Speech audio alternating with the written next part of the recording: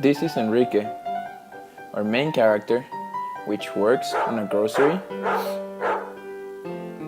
that works for a minimum wage and has 3 sons.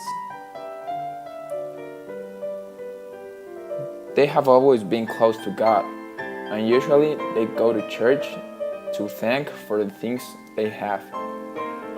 The story begins when Enrique, the main character, wakes up to go to work.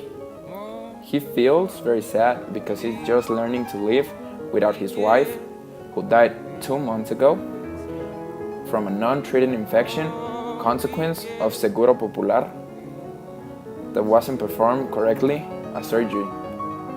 When he was working, his oldest son phoned him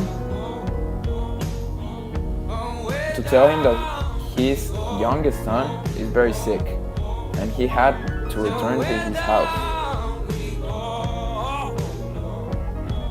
When Enrique returns to his house, letting his job unattended, and he arrived and found a doctor or a nurse charging his youngest son, and the biggest one was just scared what was going to happen.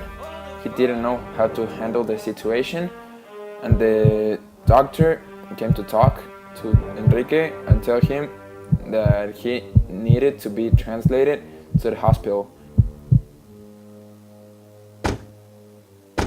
Enrique was very angry and frustrated. Terrified, Enrique arrives to the hospital where the doctors are taking charge of his son, and the doctors tell him he will be okay, but he will need extra medicine, and Enrique tells them that he's not a well-paid worker, so he cannot afford them, and the doctor said that they cannot give the medicine if it's not paid. At this point, Enrique realizes that his savings will be lost in order to afford the medicines. He hopes that not any other extra expense will appear because he would not be able to afford it. Enrique has a chance to rob a jewelry, and his good actions, his good thoughts are telling him to not do it, to apply fortitude, pride, and honesty, but the villain, Onslaught, is telling him to rob it. It's a necessity, and he does it, and he goes with the jewelry.